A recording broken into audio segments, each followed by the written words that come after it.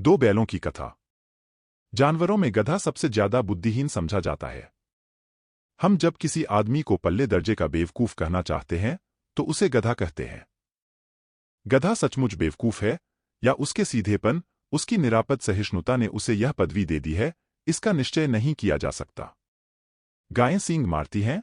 ब्याई हुई गाय तो अनायास ही सिंहनी का रूप धारण कर लेती है। कुत्ता भी बहुत गरीब जानवर है, लेकिन कभी कभी उसे भी क्रोध आ ही जाता है। किंतु गधे को कभी क्रोध करते नहीं सुना, न देखा। जितना चाहे गरीब को मारो, चाहे जैसी खराब सड़ी हुई घास सामने डाल दो, उसके चेहरे पर कभी असंतोष की छाया भी न दिखाई देगी। वैशाख में चाहे एकाध बार कुलेल कर लेता हो, पर हमने तो उसे कभी खुश होते नहीं देखा। उसके चेहरे पर एक स्थायी विषाद स्थायी रूप से छाया रहता है। सुख दुख हानिलाभ किसी भी दशा में उसे बदलते नहीं देखा। शियो मुनियों के जितने गुण हैं, वे सभी उसमें पराकाष्ठा को पहुंच गए हैं, पर आदमी उसे बेवकूफ कहता है। सद्गुणों का इतना अनादर कहीं न देखा। काज्जित सीधापन संसार के लिए उपयुक्त नहीं है। देखिए न, भारतवासियों की अफ्रीका में क्यों दुर्दशा हो रही है। क्यों अमेरिका में उन्हें घुसने नहीं दिया जाता। बेचारे शराब नहीं पीते, 4 पैसे कुसमय के लिए बचाकर रखते हैं, जी तोड़कर काम करते हैं, किसी से लड़ाई झगड़ा नहीं करते, 4 बातें सुनकर गम खा जाते हैं, फिर भी बदनाम है। कहा जाता है वे जीवन के आदर्श को नीचा करते हैं। अगर वे भी ईंट का जवाब पत्थर से देना सीख जाते तो शायद सभ्य कहलाने लगते। जापान की मिसाल समाने है। एक ही विजय ने उसे संसार की सभ्य जातियों में गण्य बना दिया। लेकिन गधे का एक छोटा भाई और भी है, जो उससे कम ही गधा है, और वह है बैल। जिस अर्थ में हम गधा का प्रयोग करते हैं, कुछ उसी से मिलते जुलते अर्थ में बछिया के ताऊ का भी प्रयोग करते हैं। कुछ लोग बैल को शायद बेवकूफों में सर्वश्रेष्ठ कहेंगे, मगर हमारा विचार ऐसा नहीं है। बैल कभी कभी मारता भी है, कभी कभी अड़ियल बैल भी देखने में आता है, और भी कई रीतियों से अपना असंतोष प्रकट कर देता है, अतएव उसका स्थान गधे से नीचा है। झूरी काछी के दोनों बैलों के नाम थे हीरा और मोती। दोनों पछाई जाति के थे, देखने में सुंदर, काम में चौकस, डील में ऊंचे। बहुत दिनों से साथ रहते रहते दोनों में भाईचारा हो गया था। दोनों आमने सामने या आसपास बैठे हुए एक दूसरे से मूक भाषा में विचार विनिमय करते थे। एक दूसरे के मन की बात कैसे समझ जाता था, हम नहीं कह सकते। अवश्य ही उनमें कोई ऐसी गुप्त शक्ति थी जिससे जीवों में श्रेष्ठता का दावा करने वाला मनुष्य वंचित है। दोनों एक दूसरे को चाटकर और सूंघकर अपना प्रेम प्रकट करते, कभी कभी दोनों सींग भी मिला लिया करते थे, विग्रह के नाते से नहीं, केवल विनोद के भाव से, आत्मीयता के भाव से, जैसे दोस्तों में घनिष्ठता होते ही धौल धप्पा होने लगता है। इसके बिना दोस्ती कुछ फुसफुसी, कुछ हल्की सी रहती है, जिस पर ज्यादा विश्वास नहीं किया जा सकता। जिस वक्त ये दोनों बैल हल या गाड़ी में जोत दिए जाते और गर्दन हिला हिलाकर चलते, उस वक्त हर एक की यही चेष्टा होती थी कि ज्यादा से ज्यादा बोझ मेरी ही गर्दन पर रहे। दिन भर के बाद दोपहर या संध्या को दोनों खुलते तो एक दूसरे को चाट चूटकर अपनी थकान मिटा लेते। नांद में खली भूसा पड़ जाने के बाद दोनों साथ उठते, साथ नांद में मुंह डालते और साथ ही बैठते थे।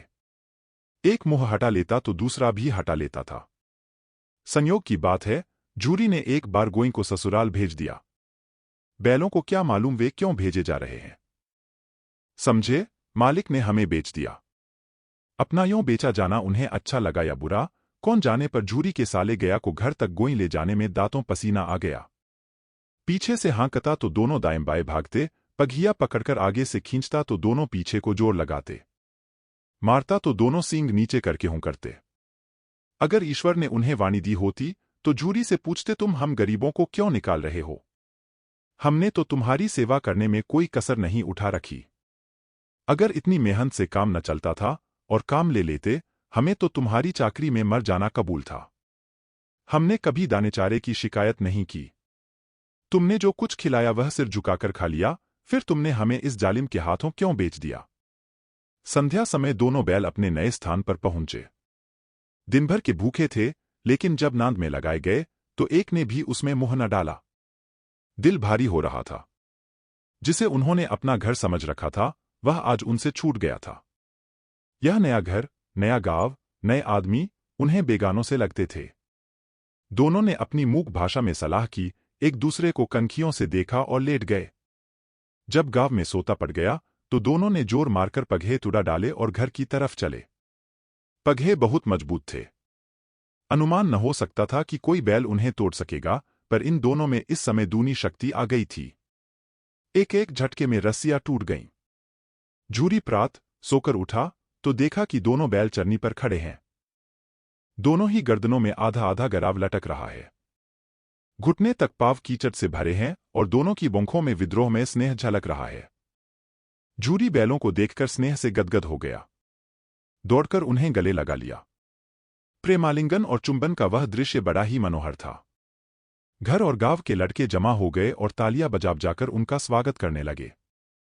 गांव के इतिहास में यह घटना अभूतपूर्व न होने पर भी महत्वपूर्ण थी। बालसभा ने निश्चय किया, दोनों पशुवीरों को अभिनंदन पत्र देना चाहिए। कोई अपने घर से रोटियां लाया, कोई गुड़, कोई चोकर, कोई भूसी। एक बालक ने कहा, ऐसे बैल किसी के पास न होंगे। दूसरे ने समर्थन किया, इतनी दूर से दोनों अकेले चले आए। तीसरा बोला, बैल नहीं हैं, वे उस जन्म के आदमी हैं। इसका प्रतिवाद करने का किसी को साहस न हुआ। झूरी की स्त्री ने बैलों को द्वार पर देखा तो जल उठी। बोली, कैसे नमकहराम बैल हैं कि एक दिन वह काम न किया, भाग खड़े हुए। झूरी अपने बैलों पर यह आक्षेप न सुन सका, नमकहराम क्यों हैं? चारादाना न दिया होगा तो क्या करते? स्त्री ने रोब के साथ कहा, बस तुम ही तो बैलों को खिलाना जानते हो, और तो सभी पानी पिला पिलाकर रखते हैं। झूरी ने चिढ़ाया, चारा मिलता तो क्यों भागते? स्त्री चिढ़ी, भागे इसलिए कि वे लोग तुम जैसे बुद्धुओं की तरह बैलों को सहलाते नहीं। खिलाते हैं तो रगड़कर जोतते भी हैं। ये दोनों ठहरे कामचोर भाग निकले। अब देखूं कहां से खली और चोकर मिलता है, सूखे भूसे के सिवा कुछ न दूंगी, खाए चाहे मरे। वही हुआ। मजूर को बड़ी ताकीद कर दी गई कि बैलों को खाली सूखा भूसा दिया जाए। बैलों ने नांद में मुंह डाला तो फीका फीका, न कोई चिकनाहट न कोई रस। क्या खाए? आशा भरी बंखों से द्वार की ओर ताकने लगे।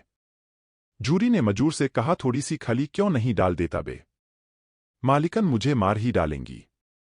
चुराकर डाल आ। ना दादा, पीछे से तुम भी उन्हीं की सी कहोगे। दूसरे दिन झूरी का साला फिर आया और बैलों को ले चला। अब कि उसने दोनों को गाड़ी में जोता। दो चार बार मोती ने गाड़ी को सड़क की खाई में गिराना चाहा, पर हीरा ने संभाल लिया।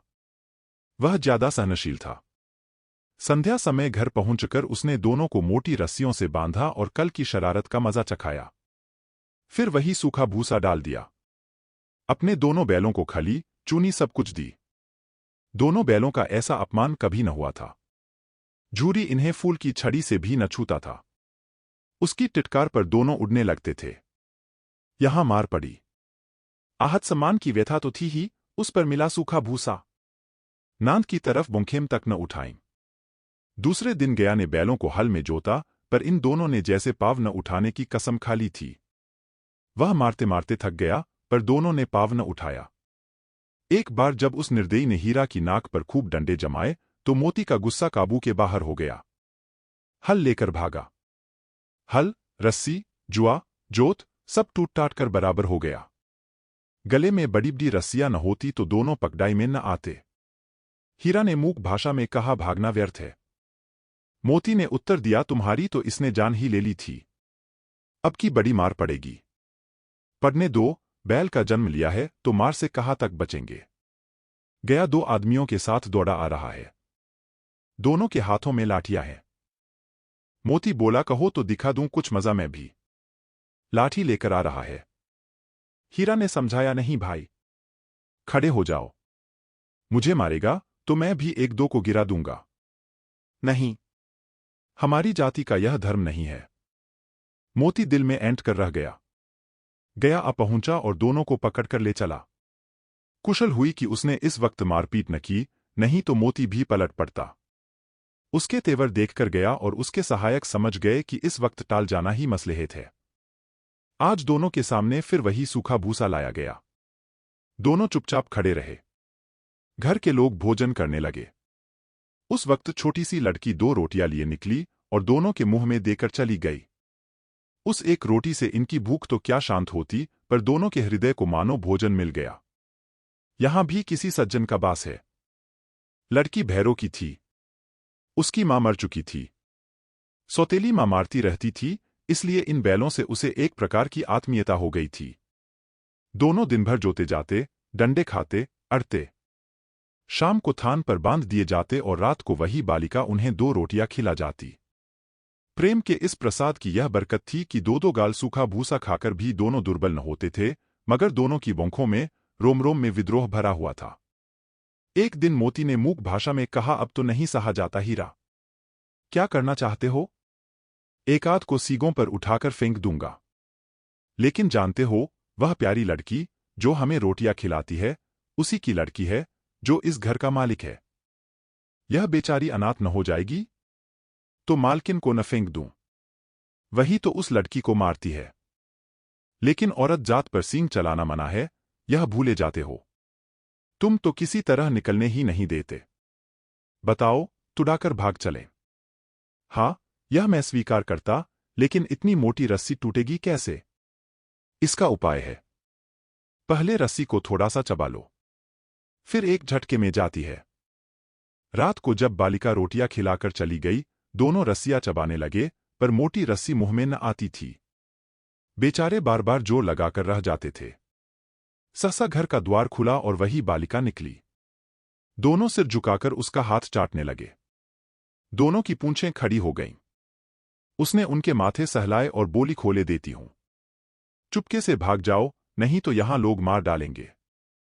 आज घर में सलाह हो रही है कि इनकी नाकों में नाथ डाल दी जाए। उसने गराव खोल दिया, पर दोनों चुपचाप खड़े रहे।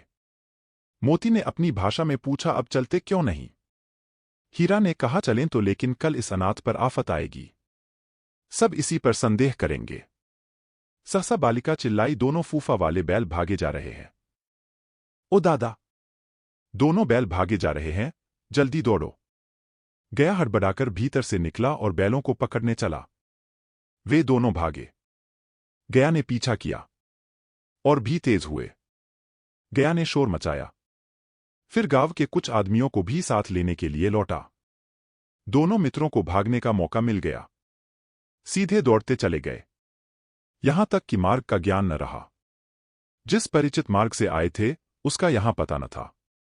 नए नए गांव मिलने लगे। तब दोनों एक खेत के किनारे खड़े होकर सोचने लगे, अब क्या करना चाहिए। हीरा ने कहा, मालूम होता है, राह भूल गए। तुम भी बेतहाशा भागे। वहीं उसे मार गिराना था। उसे मार गिराते तो दुनिया क्या कहती? वह अपना धर्म छोड़ दे, लेकिन हम अपना धर्म क्यों छोड़ें? दोनों भूख से व्याकुल हो रहे थे। खेत में मटर खड़ी थी। चढ़ने लगे। रह रहकर आहट ले लेते थे, कोई आता तो नहीं है। जब पेट भर गया, दोनों ने आजादी का अनुभव किया, तो मस्त होकर उछलने कूदने लगे। पहले दोनों ने डकार ली, फिर सींग मिलाए और एक दूसरे को ठेलने लगे। मोती ने हीरा को कई कदम हटा दिया, यहां तक कि वह खाई में गिर गया। तब उसे भी क्रोध आया। संभल कर उठा और फिर मोती से भिड़ गया। मोती ने देखा खेल में झगड़ा हुआ चाहता है, तो किनारे हट गया। अरे, यह क्या? कोई सांड डोंकता चला आ रहा है। हाँ, सांड ही है। वह सामने आ पहुंचा। दोनों मित्र बगले झांक रहे हैं। सांड पूरा हाथी है। उससे भिड़ना जान से हाथ धोना है, लेकिन न भिड़ने पर भी जान बचती नहीं नजर आती। इन्हीं की तरफ आ भी रहा है। कितनी भयंकर सूरत है। मोती ने मूक भाषा में कहा, बुरे फन से जान बचेगी? कोई उपाय सोचो। हीरा ने चिंतित स्वर में कहा, अपने घमंड से फूला हुआ है। आरजू विनती न सुनेगा। भाग क्यों न चलें? भागना कायरता है। तो फिर यहीं मरो। बंदा तो 9-2-11 होता है। और जो दौड़ाए? तो फिर कोई उपाय सोचो, जल्द। उपाय यही है कि उस पर दोनों जने एक साथ चोट करें। मैं आगे से रगेदता हूं, तुम पीछे से रगेदो, दोहरी मार पड़ेगी तो भाग खड़ा होगा। मेरी ओर झपटे, तुम बगल से उसके पेट में सींग घुसेड़ देना। जान जोखिम है, पर दूसरा उपाय नहीं है। दोनों मित्र जान हथेलियों पर लेकर लपके। सांड को भी संगठित शत्रुओं से लड़ने का तजर्बा न था। वह तो एक शत्रु से मल्लयुद्ध करने का आदी था। ज्यों ही हीरा पर झपटा, मोती ने पीछे से दौड़ाया। सांड उसकी तरफ मुड़ा, तो हीरा ने रगेदा। सांड चाहता था कि एक एक करके दोनों को गिरा ले, पर ये दोनों भी उस्ताद थे। उसे वह अवसर न देते थे। एक बार सांड झल्लाकर हीरा का अंत कर देने के लिए चला कि मोती ने बगल से आकर पेट में सींग भोंक दी।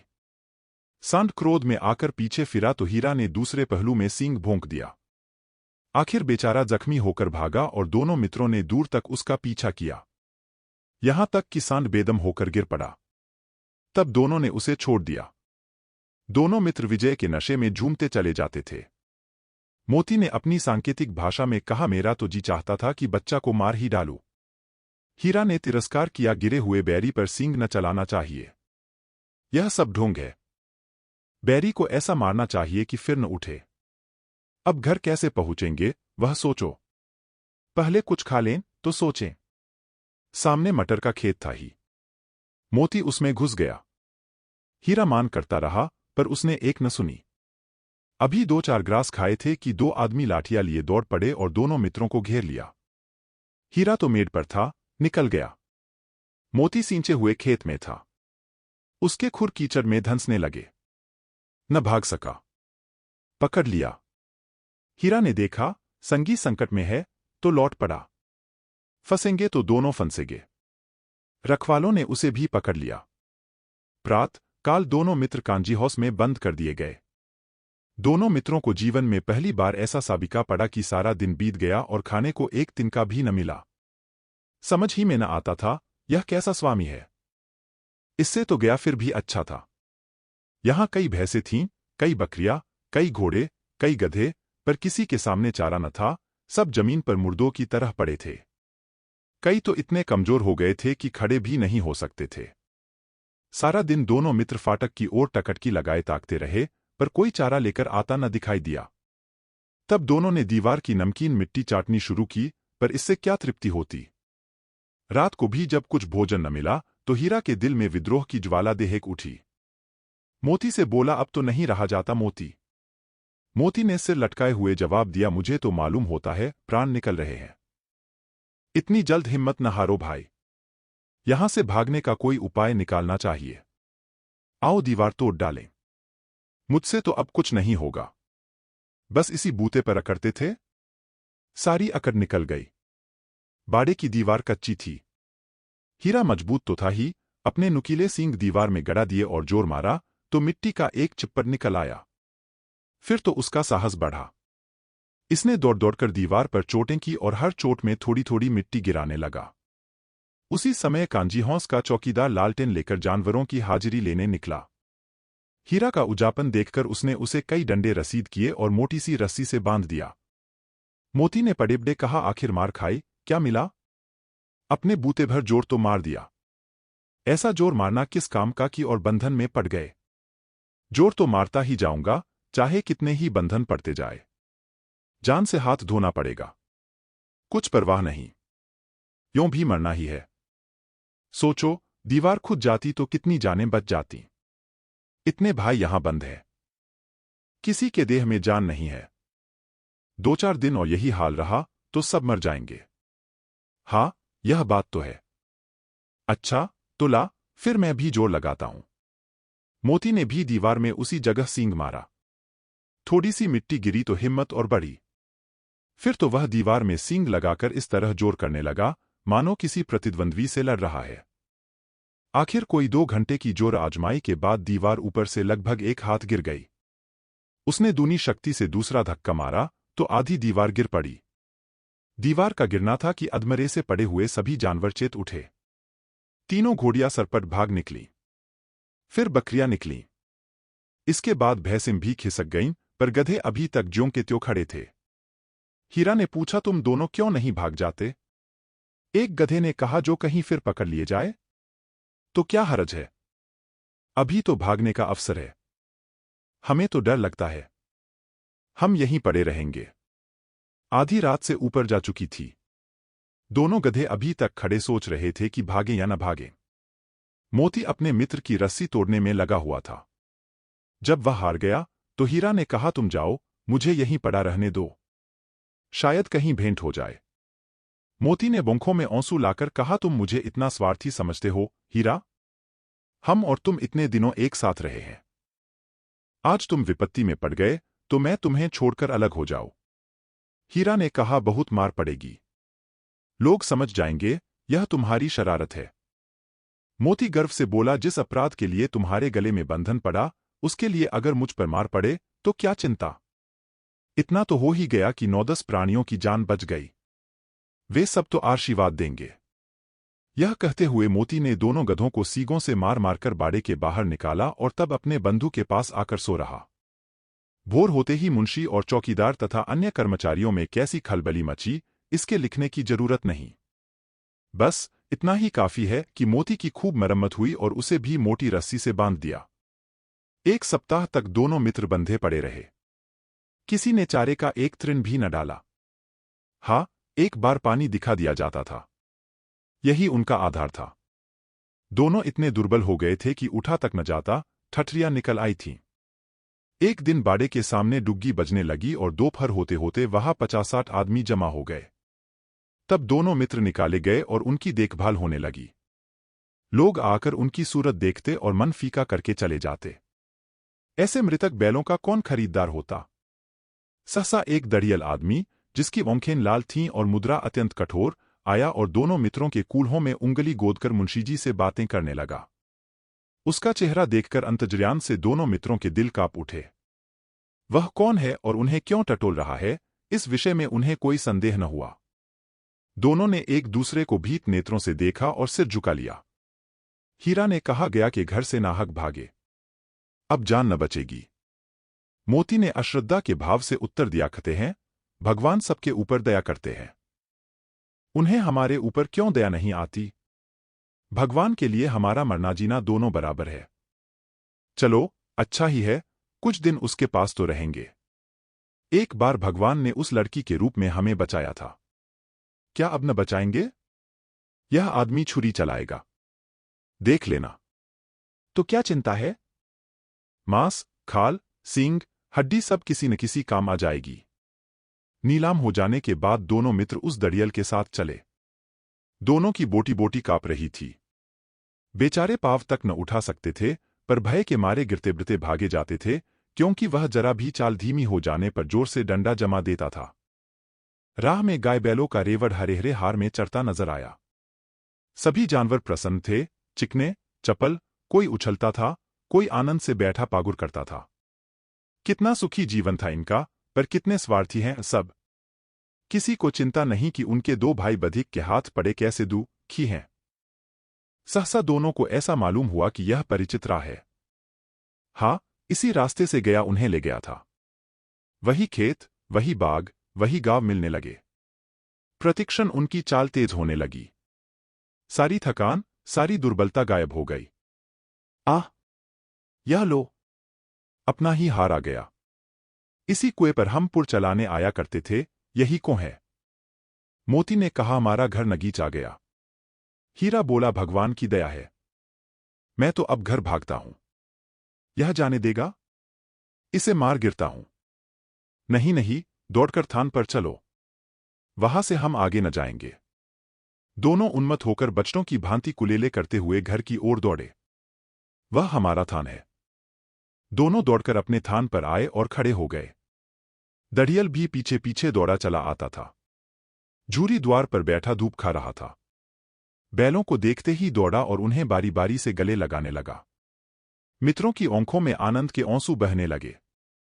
एक झूरी का हाथ चाट रहा था। दड़ियल ने जाकर बैलों की रस्सियां पकड़ लीं। झूरी ने कहा, मेरे बैल हैं। तुम्हारे बैल कैसे? मैं मवेशी खाने से नीलाम लिए आता हूं। मैं तो समझता हूं चुराए लिए आते हो। चुपके से चले जाओ। मेरे बैल हैं, मैं बेचूंगा तो बिकेंगे। किसी को मेरे बैल नीलाम करने का क्या अख्तियार है? जाकर थाने में रपट कर दूंगा। मेरे बैल हैं, इसका सबूत यह है कि मेरे द्वार पर खड़े हैं। दड़ियल झल्लाकर बैलों को जबरदस्ती पकड़ ले जाने के लिए बढ़ा। उसी वक्त मोती ने सींग चलाया। दड़ियल पीछे हटा। मोती ने पीछा किया। दड़ियल भागा। मोती पीछे दौड़ा। गांव के बाहर निकल जाने पर वह रुका, पर खड़ा दड़ियल का रास्ता देख रहा था। दड़ियल दूर खड़ा धमकियां दे रहा था, गालियां निकाल रहा था, पत्थर फेंक रहा था। और मोती विजयशूर की भांति उसका रास्ता रोके खड़ा था। गांव के लोग यह तमाशा देखते थे और हंसते थे। जब दड़ियल हारकर चला गया तो मोती अकड़ता हुआ लौटा। हीरा ने कहा, मैं डर रहा था कि कहीं तुम गुस्से में आकर मार न बैठो। अगर वह मुझे पकड़ता तो मैं बीमारे न छोड़ता। अब न आएगा। आएगा तो दूर ही से खबर लूंगा। देखूं कैसे ले जाता है। जो गोली मरवा दे। मर जाऊंगा पर उसके काम तो न आऊंगा। हमारी जान को कोई जान नहीं समझता, इसलिए कि हम इतने सीधे हैं। जरा देर में नांदों में खली, भूसा, चोकर और दाना भर दिया गया और दोनों मित्र खाने लगे। झूरी खड़ा दोनों को सहला रहा था और 20 लड़के तमाशा देख रहे थे। सारे गांव में उत्साह सा मालूम होता था। उसी समय मालकिन ने आकर दोनों के माथे चूम लिए। मित्रों, यह कहानी आपको अच्छी लगी हो तो कमेंट में जरूर लिखें। जय श्री राधे और हमारे चैनल को सब्सक्राइब करें। धन्यवाद।